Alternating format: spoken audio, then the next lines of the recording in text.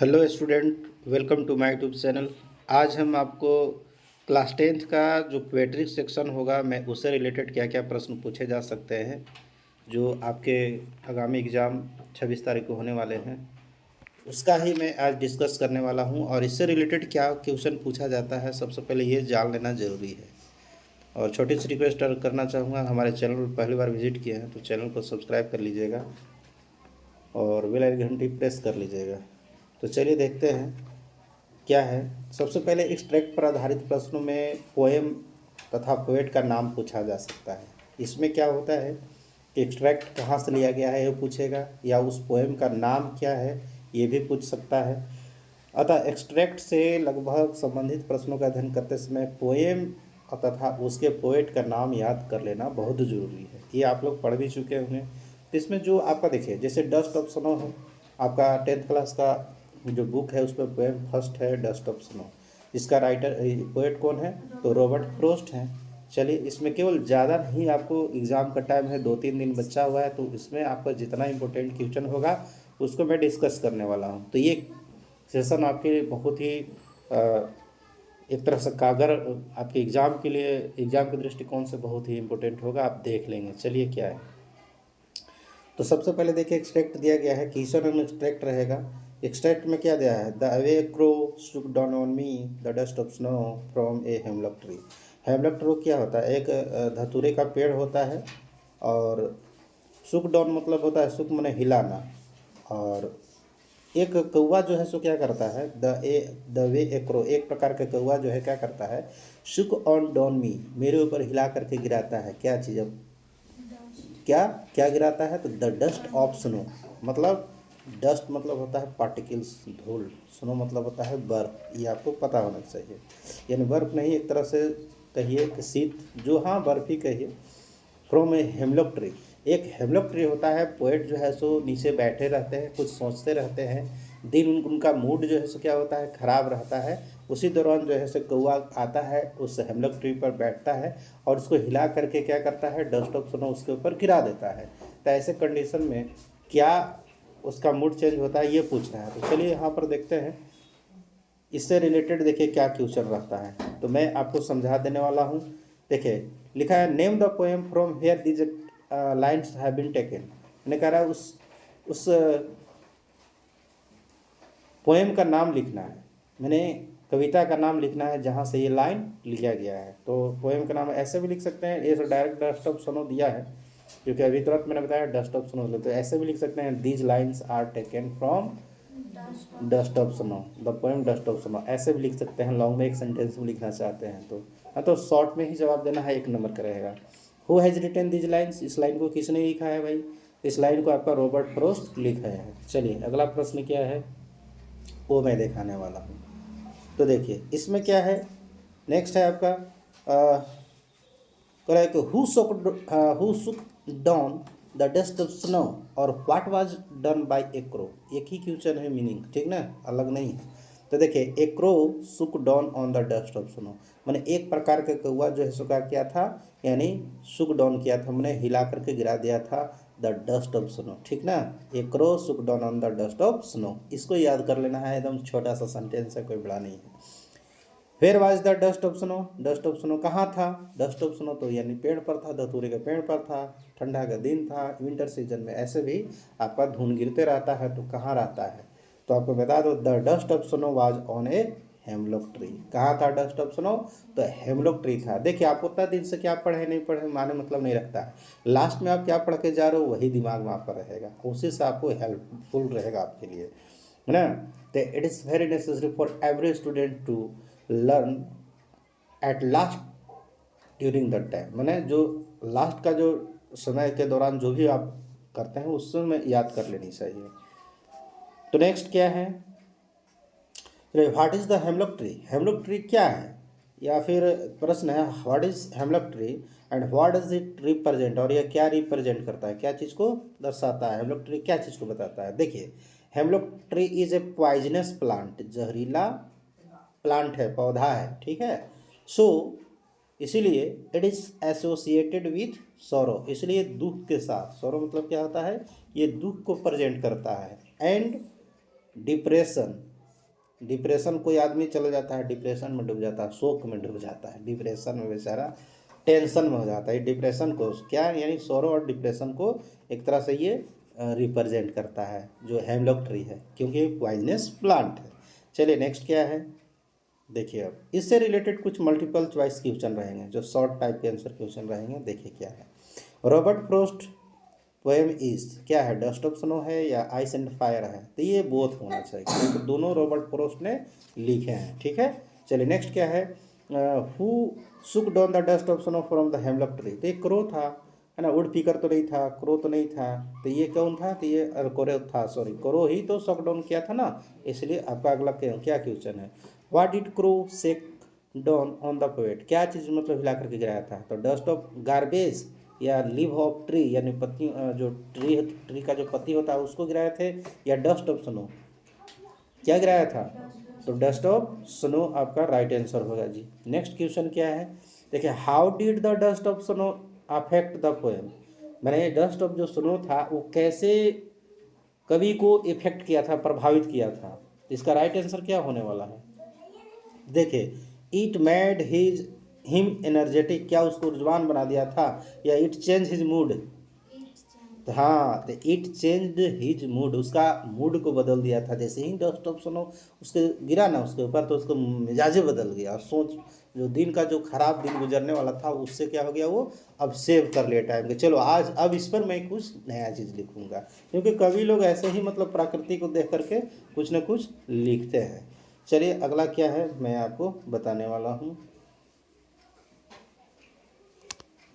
देखिए अब इससे क्या होगा, कुछ और भी शॉर्ट टाइप है। देखिए अच्छा, what gave poet's heart a change of mood. क्या ऐसा चीज़ था जो पोएट का मूड को बदल दिया था, हृदय मैंने पोएट का जो हृदय था चेंज ऑफ मूड हो गया था, तो डस्ट ऑफ स्नो ही था, है ना।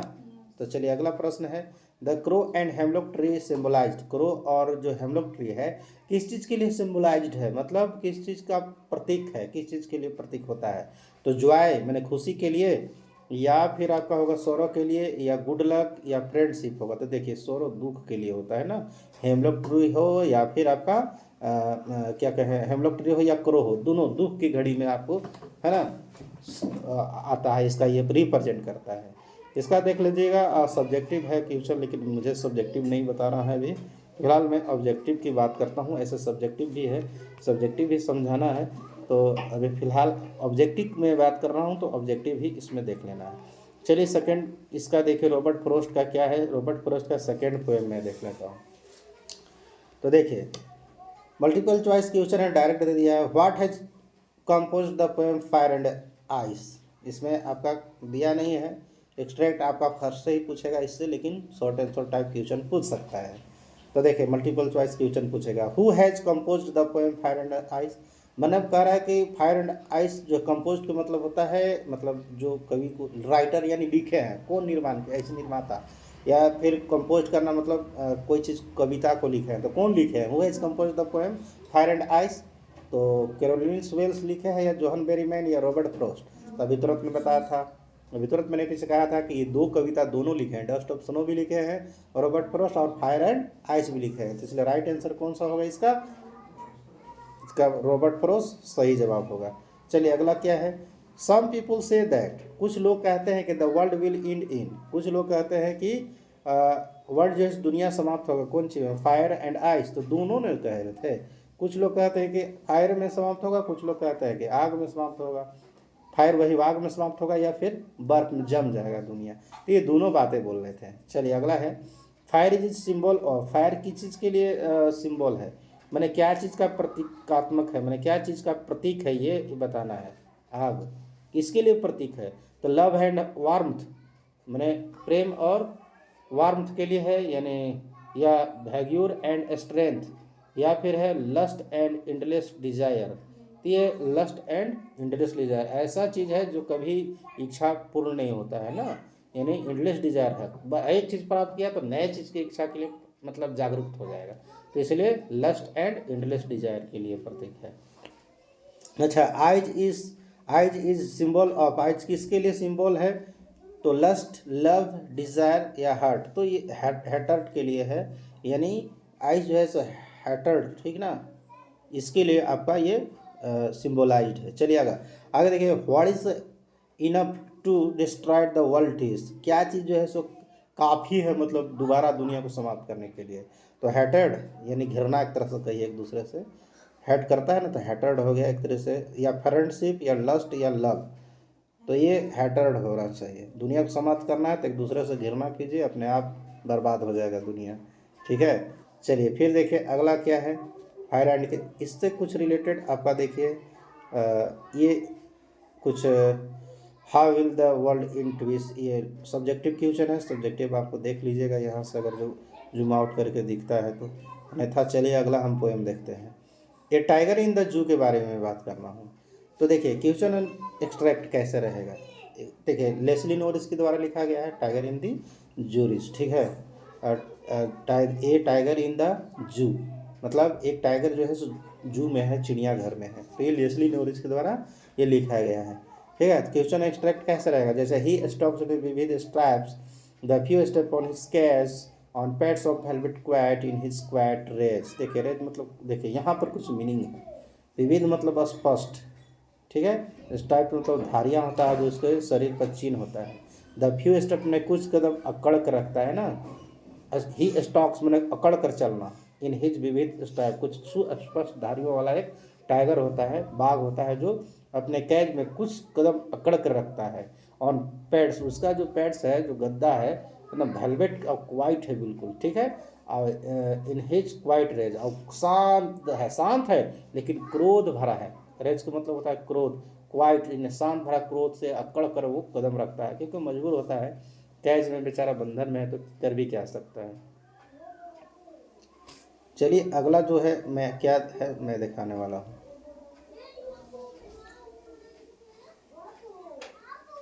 अब देखिए इसमें क्या प्रश्न पूछा जाएगा, तो the name name the poem from where this extract has been taken from, तो ये टाइगर इन द जू, ठीक है। एक टाइगर होता है, ही stalks in vivid strap the few step in catch the pets of quiet in, ये तो बता दिया मैंने, आपका पोएम ऐसे ही लिखा रहेगा, मतलब ये 4 लाइन का आपका पोएम रहेगा। और ये पूछ देगा, ये चीज़ नहीं रहेगा वहाँ पर, ये चीज़ नहीं रहेगा, आप सोचिएगा मत कि हाँ ये टाइगर इन द जू इसका लेस्ली नोरिस रहेगा, क्योंकि वो नहीं रहेगा वहाँ पर एग्जाम में, केवल ये 4 लाइन ही जो दिया है ना, ये 4 लाइन रहेगा। तो name the poem from where this secretary has been taken, तो ये नेम कविता का नाम बताइए जहाँ से ये लाइन लिया गया है, तो ये टाइगर इन द जूस लिया गया है, ऐसा लिख सकते हैं these lines are taken from a tiger in the zoo लिया गया है। चलिए अगला क्या है, who has written this line, इस लाइन को किसने लिखा है, तो लेस्ली नोरिस ने लिखे हैं, ठीक है। चलिए नेक्स्ट क्वेश्चन क्या है, where was the tiger walking, tiger कहाँ टहल रहा है, तो the tiger was walking in small cage, यानी छोटी सी कैज में, जाल में, पिंजड़ा में जो है, कैज में क्या था, जाल या पिंजड़ा, उसमें बेचारा टहल रहा है।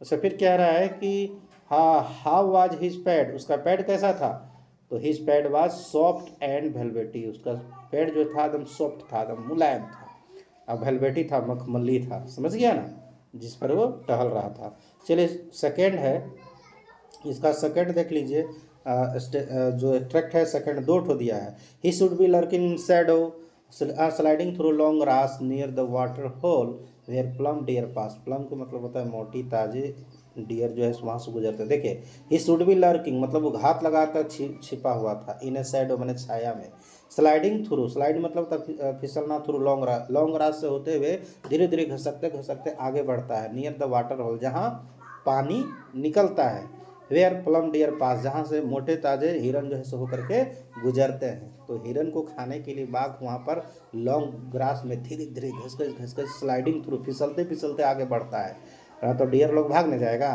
तो पकड़ेगा कैसे थे।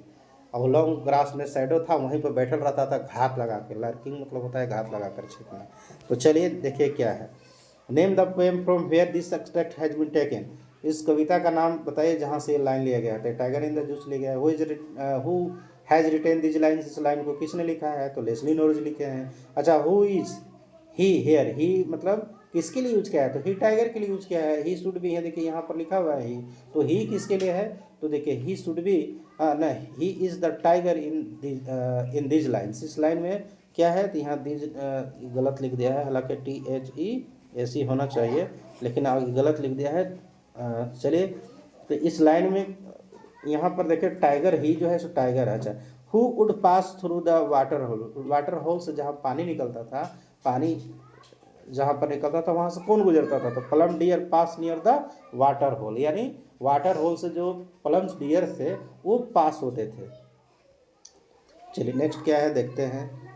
चलिए फिर एक और एक्सट्रैक्ट है, तो ये 3-4 को एक्सट्रैक्ट से यानी ज़्यादा इससे पूछने की संभावना है, इसलिए ये आपका एक्सट्रैक्ट 3-4 को दे दिया है।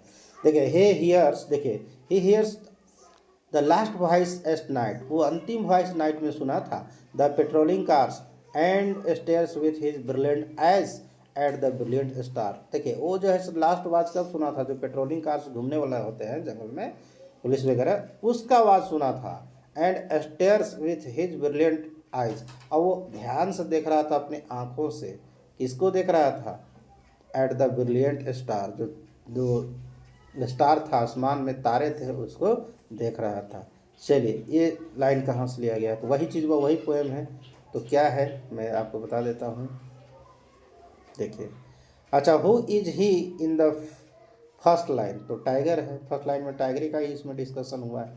फिर whose sound does he listen to, तो पेट्रोलिंग कार का था, he listened the patrolling cars, जो चलते हैं पेट्रोलिंग कार उसी का आवाज़ सुन लेते हैं। अच्छा, how do his eyes look like, उसका आँख कैसा दिख रहा था, तो दम हिज आइज लुक ब्रिलियंट, बिल्कुल चमकीला दिख रहा था। Name the poem from where this lines have been taken, तो ये टाइगर इन द जू से ले गया है यह लाइन, मैंने आगे पीछे पूछ सकता है। इससे देखिए अब जो ऑब्जेक्टिव मल्टीपल चॉइस क्वेश्चन है कुछ कुछ इसमें भी आई है, देख लीजिए क्या है। ज़्यादा प्रश्न नहीं, 10 प्रश्न है, 10 प्रश्न तो आपको याद होना चाहिए। अच्छा, who passes near the water hole, जो वाटर होल था जहाँ कौन पास होता था, तो फैट पिग मैंने मोटा सुअर, या बुफैलो गुजरता था मैंने भैंस, या फैट डियर, तो या प्लम डियर दिया रहेगा, या फिर फैट, फैट मैंने भी मोटा होता है और प्लम मतलब ही मोटा होता है, तो यहाँ पर फैट डियर सही हो जाएगा। चलिए, तो कुछ न कुछ दिमाग में घुसेगा अंतिम पढ़ने से, ऐसा नहीं है कि ऐसे ही मतलब बेकार चला जाएगा, आने के बाद कुछ जब डिस्कस करेंगे तो आपको कुछ न कुछ नया चीज़ मिलेगा। कितना हूँ पढ़ लिए हैं फिर भी आपको कुछ न कुछ डिस्कस करने पर मिलेगा इसमें। चलिए अगला प्रश्न क्या है देखिए। अच्छा,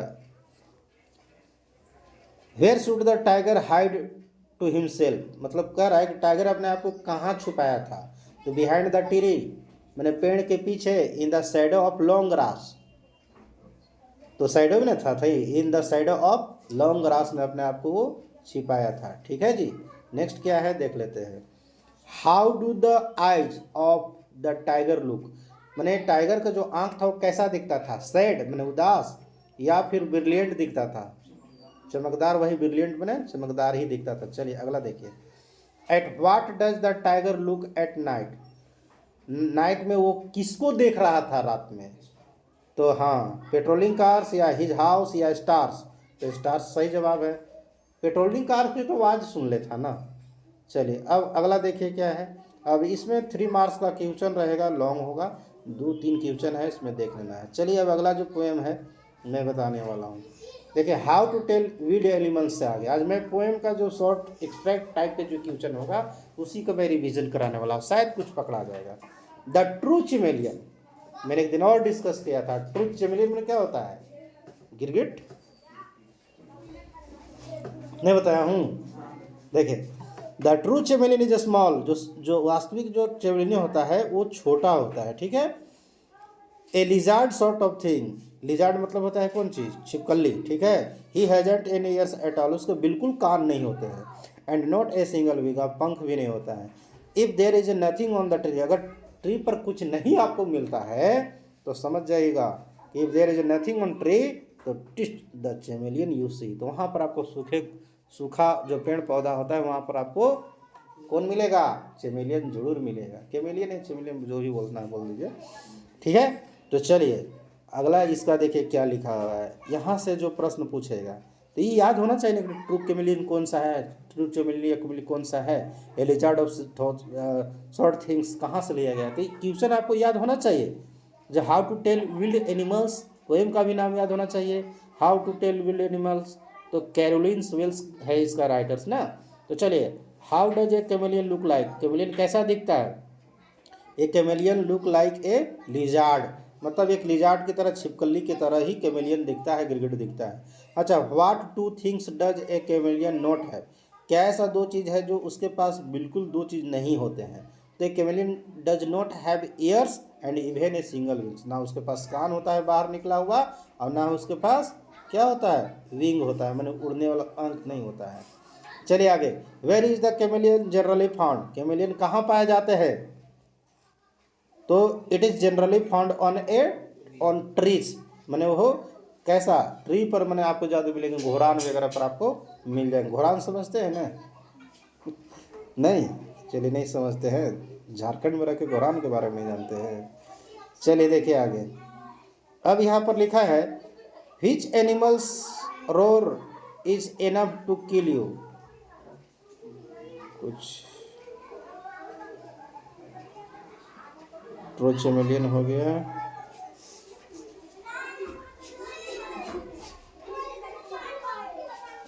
चलिए कुछ प्रश्न अमंडा पोएम से देख लेते हैं। इसमें भी आपको देखिए अमंडा से एक्सट्रैक्ट नहीं दिया है, रॉबिन क्लीन के द्वारा लिखा गया है, ठीक है। और अमंडा है जो रॉबिन क्लीन के द्वारा लिखा गया है ये पोएम। और एक छोटी सी लड़की होती है, उसको ये सीख दिया जाता है कि ये मत करो अमंडा, ये मत करो, अपना नेल्स मत काटो, है ना, don't bite your nails Amanda. इस तरह से आपको पोएम रहेगा, ठीक है। एक्सट्रैक्ट इसमें दिया नहीं है, उम्मीद है कि एक्सट्रैक्ट इससे नहीं पूछने वाला है, केवल हो सकता है शॉर्ट टाइप क्वेश्चन पूछेगा, इसलिए शॉर्ट टाइप क्वेश्चन के बारे में मैं डिस्कस कर देता हूँ। चलिए, who is the poet of the poem Amanda, Amanda किसने लिखा है? तो ऊपर देखिए क्लीन, रॉबिन क्लीन लिखा हुआ है, इसमें नया चीज़ तो है नहीं, किसी रॉबिन क्लीन मार देंगे। अगला है हु वाज अमंडा, अमंडा क्या है? ये कॉलेज गोइंग गर्ल है कि स्कूल गोइंग गर्ल है? तो ये स्कूल गोइंग गर्ल है, ठीक ना, फैक्ट्री वर्कर नहीं है, नॉन ऑफ द एबव नहीं है, स्कूल जाने वाली लड़की है, छोटी सी लड़की है। चलिए अगला, what should Amanda not to do her shoulders, मैंने अमंडा को क्या नहीं करना चाहिए अपने कंधों के साथ?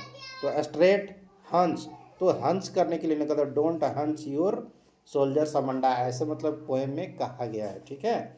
अगला क्या है, what does the speaker ask Amanda not to her nail, तो उसके नेल्स को नहीं काटने के लिए बोला गया, ठीक है। कौन बता रहा है? गया था थोड़ा सा, रिसीव कर लिए। तो देखते हैं क्या है, अगला प्रश्न क्या है। देखिए, what does the speaker ask Amanda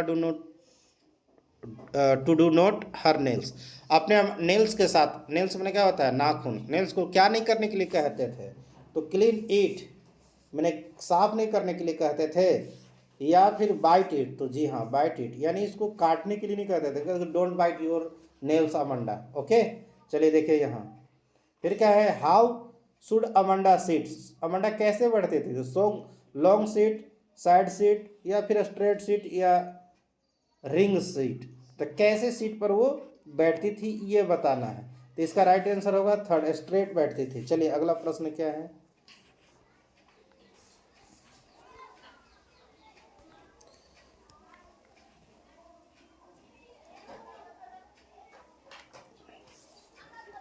लिखा हुआ है कि what could Amanda do if she were a mermaid, ठीक है। इसका राइट आंसर कौन सा होगा, यानी be in the green sea या lead in a relaxing life. तो देखिए ये थर्ड ऑप्शन दोनों वाला सही हो जाएगा।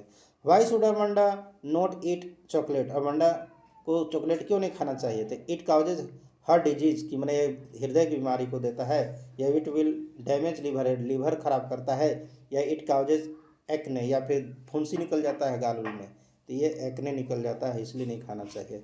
नेक्स्ट क्या है, देखिए, what does Amanda considered her self, अपने आप को क्या मतलब विचार करता है, क्या समझती है? एन ऑर्फेन समझती है, तो जी हाँ एन ऑर्फेन अपने आप को क्या समझती है, अनाथ समझती है। और फिर मैंने क्या होता है, अनाथ। What does Amanda want to do as an orphan, as a orphan के रूप में वो क्या करना चाहती है, एक अनाथ जब है तो वो क्या करना चाहती है? Walk freely in the street, मैंने गलियों में स्वतंत्र घूमना चाहती है, या play in A dust with bare feet, या बिना कुछ पैर में पहने हुए डस्ट में खेलना चाहती है, ऑल ऑफ द एबव होगा। तो जी हाँ दोनों सही होगा, ऑल ऑफ द एबव बोल सकते हैं। अच्छा, how is a silence described, तो गोल्डन, तो जी हाँ फर्स्ट ऑप्शन सही होगा। अगर चुप रहिएगा तो आप सोने के पर सुहागा होगा, क्योंकि हल्ला करने से ज़्यादा कुछ नहीं मिलता है। तो Amanda an orphan, why does she say so? क्या अमंडा एक ऑर्फेन है? तो जी हाँ, एक थोड़ा सा लॉग में देख लेता हूँ, ये आने का चांसेस है। देखिए, Amanda is not an orphan. Amanda actually क्या थी? ऑर्फेन नहीं थी। Her parents next her all the times, है ना, क्योंकि उसके माता पिता हमेशा उसको कुछ न कुछ सीख देते रहते, कैसे मत करो, वैसे मत करो। सो इसलिए she feels it better to be an orphan. Then she could roam, है ना, roam about freely in the street. वो क्या कर सकते थे? सी कुड मतलब वो चाहती थी कि मतलब हम फ्री अपना स्ट्रीट में घूम जाए, ठीक है। Living patterns on her bare feet in the soft, यानी जो सॉफ्ट धूलकण होते हैं उस पर अपने पैरों के निशान छोड़ते हुए। Such things go on in her imagination, यही चीज़ उसके दिमाग में चलता रहता था, कल्पना करते रहती थी। तो चलिए नेक्स्ट क्वेश्चन क्या है मैं देख लेता हूँ। सब्जेक्टिव हालांकि मुझे करना नहीं है इसमें, इस वीडियो में ऑब्जेक्टिव करना है। अब एनिमल्स चैप्टर आ गया है, पोएम का नाम है एनिमल्स, ठीक है, जो वाल्ट व्हिटमैन। देखिए गाय कैसे अधिकतर व्हिटमैन से याद रखिएगा, एनिमल्स चरक गाय सब कोई के पसंद है, वाइट गाय काउ। तो गाय क्या है? जानवर है, तो व्हिटमैन से याद रखिएगा उसको राइटर्स ने। देखिए, आई think I could turn and live with animals. मैंने सोचा कि मुझे क्या करना है, मुझे जो है सो जानवरों के साथ रहने में बहुत मज़ा आता है। कवि जी ऐसा बोलता है। They are so placid and self content, I stand and look at them long and long. मतलब ये आपको 3 लाइन आपको यहाँ पर आपको दिया गया है, और 4 लाइन 3 लाइन में या 4 लाइन जो भी रहेगा, ये 3-4 लाइन से आपको चला गया किधर।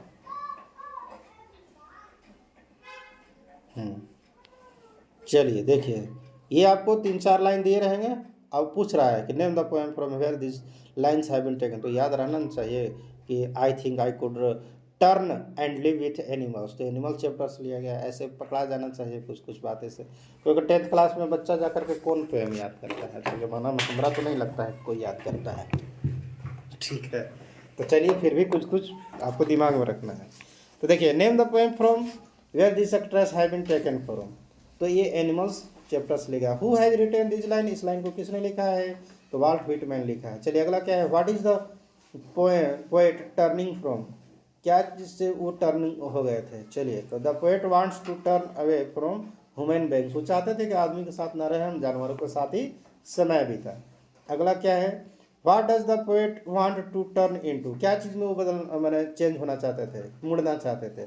The poet wants to turn into animals, जानवर बनना चाहते थे, बहुत ही शांत रहते हैं जानवर के साथ, कितना हो देर बिता सकते हैं। चलिए, ये था आपका ये ऑब्जेक्टिव 1 सेंटेंसेस था। अब कुछ ऑब्जेक्टिव टाइप इसका क्वेश्चन हम देख लेते हैं। मल्टीपल चॉइस क्वेश्चन है। अरे यार, कभी कभी दिमाग जो है ना। देखिए, name the poet the poem animals, animals जो लिखा गया है उस का नाम हमको बताना है कि क्या कौन लिखे हैं। Name the poet of the poem animals, animals का पोएट कौन है? तो रॉबर्ट फ्रॉस्ट है? जी नहीं, ये तो fire and dust, dust of snow था, fire and dust, Walt Whitman यही है, ठीक है। चलिए अगला क्या है देख लेते हैं। What does the poet wish to live with, किसके साथ वो रहने का इच्छा जाहिर करते हैं? तो एनिमल्स के साथ रहना जाहिर करते हैं, ठीक है। अगला, how does the animals appear to the poet, poet को जानवर कैसे दिखते हैं? तो कंफ्यूज एंड पीसफुल, या काम पीसफुल एंड सेल्फ कॉन्टेंट, ये सही होगा, एकदम शांत पीसफुल एंड सेल्फ कॉन्टेंट, स्वयं पर निर्भर हुए, स्वयं में मग्न रहते हैं, किसी से कोई मतलब नहीं। आगे देखिए, what is the attitude of animals towards their sins, क्या एटीट्यूड होता है उनके लिए, एनिमल्स के लिए? तो दे डू नॉट वीप, वे कभी रोते नहीं हैं। They feel sad, yes. तो देखिए, कभी भी एनिमल्स रोते हुए आपको नजर आएंगे, ठीक है। जानवर को कभी देखे हैं गाय को रोते हुए? कभी कभी नहीं, कुछ पड़ जाता आँख में तब आंसू आता है। चलिए आगे देखिए, ह्यूमन बीइंग्स हैव द मानिया ऑफ ऑनिंग, तो थिंग्स के लिए चार्ट्स या फिर बर्डन्स या हेल्थ होगा, तो इसका राइट आंसर होगा थिंग्स के लिए हमेशा ऑनिंग करते रहते हैं, चिल्लाते रहते हैं, हाउ धन प्राप्त हो जाए, हाउ, है ना। लेकिन एनिमल्स को कोई ज़्यादा मतलब रहता है। Who according to the poet is better, तो ह्यूमन बीइंग्स या एनिमल्स, तो देखिए आपका राइट आंसर एनिमल्स बेटर होते हैं। चलिए अब अगला देख लेते हैं, सब्जेक्टिव है। सब्जेक्टिव हमको इसमें नहीं चर्चा करना है, फिर भी एक बार दिखा देता हूँ कि सारा क्वेश्चन आ सकता है। चलिए नेक्स्ट है आपका, देखिए यहाँ से द ट्री से आ गया, एक पोएट है जिसका नाम है द ट्री। तो देखिए all night the roots work, सारे रात जड़ काम करते रहता है, क्योंकि पर आपका पानी सोखते रहता है ना। डिस्नेच themselves from the cracks in the verandah floor, क्योंकि बरामदा का फ्लोर होता है उसको क्रैक कर देता है, जड़ आगे बढ़ते जाता है, ठीक है। तो ये ट्री है ना, तो ट्री से ही लिया गया। Name the poem from where this extract has been taken, तो द ट्री से लिया गया है, जिसका एड्रेनिन रिच लिखे हैं। इसका राइटर कौन है, तो एड्रेनिन रिच लिखे हैं। और एनिमल्स कौन है, तो एनिमल्स चारक गाय यानी वाइट यानी वाल्ट व्हिटमैन, याद रखिएगा, ठीक है। चलो लेस्ली नोरेस यानी एक जो टाइगर इन द जो डस्ट ऑफ स्नो, तो कौन है, रॉबर्ट फ्रोस्ट है, ठीक है। अभी जो मैंने पढ़ाया हूँ इसको याद रख लेना है। चले who has written this line, तो एड्रियन रिच लिखे हैं। Why do the roots work, जड़ क्यों काम करता है, तो देखिए द रूट्स वर्क टू, है ना, यानी डाइजेनेट themselves from the cracks on the floor. चलिए नेक्स्ट क्या है देख लीजिए, इसमें एक और है प्रश्न। प्रश्न क्या है, मतलब एक्सट्रैक्ट है। The smell of leaves and lichen still reaches like a voice into the rooms, जो स्मेल होता है लिप्स का, पत्तियों का, जो लिचेन का पौधा होता है, still reaches like a voice, was sound की तरह अंदर घुसता है रूम में। My heart is full of whispers, मेरा हार्ट जो है विस्पर्स से भर जाता है। Which tomorrow will be silent, जो कल आने वाला दिन सुबह जो है साइलेंट हो जाता है। Name the poem from which this extract has been taken, तो ट्रीस लिया गया है, ठीक है।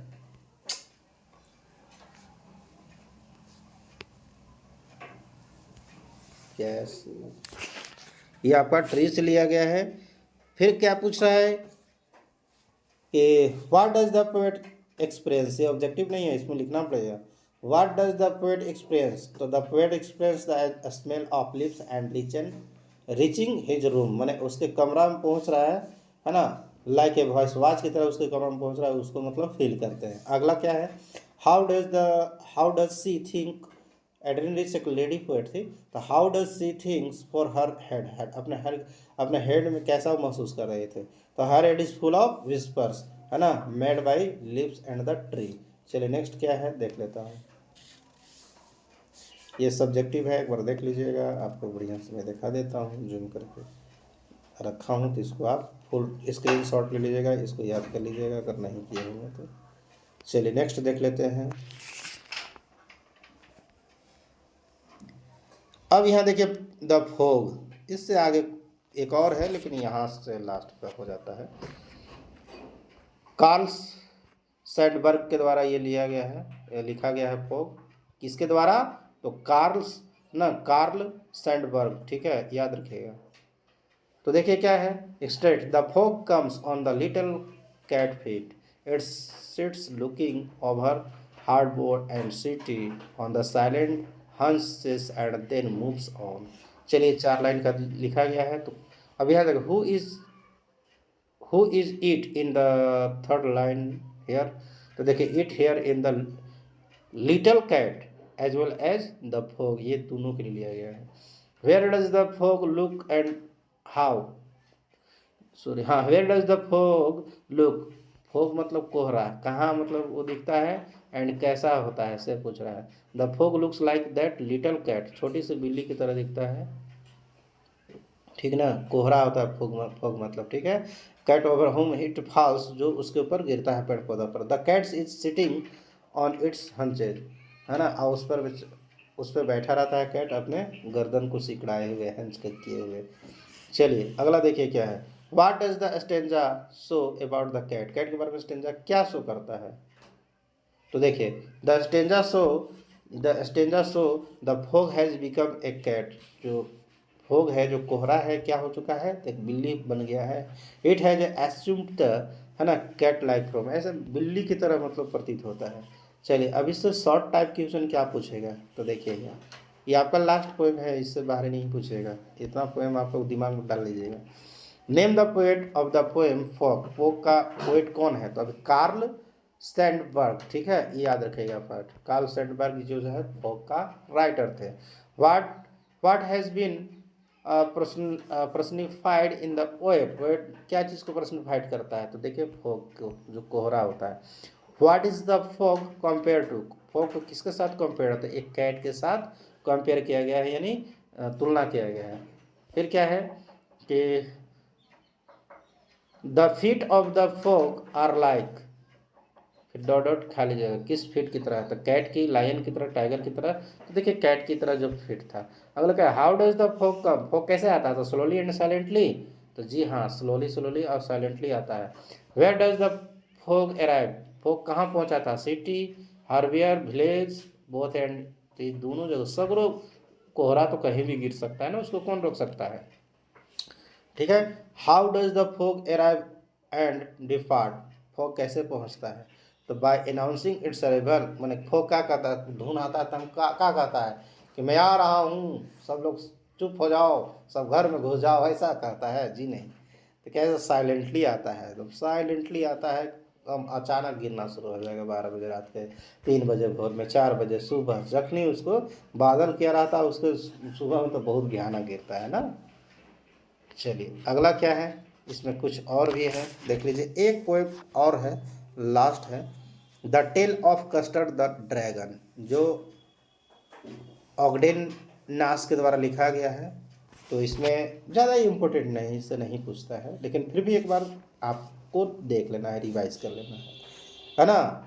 ब्लिंडा lived in a little white house with a little black kitten and little grey mouse, and a little yellow dog, and a little red wagon, and a realio realio little pet dragon. चलिए यहाँ पर देखिए, ये 4 line आपको दिया गया है। यहाँ से पूछ रहा है name the poem from where this extract had been taken, तो the tale of Custard the dragon से लिया गया। अच्छा, name the poet of this poem, तो कौन है? तो अडगेन है ना, ऑगडेन नेस द्वारा लिखा गया है। तो इसका सही जवाब, where did the Belinda live, Belinda कहाँ रहती है? तो Belinda lived in a little white है ना हाउस, बिलिंडा जो है सिर्फ छोटी सी घर में रहती है।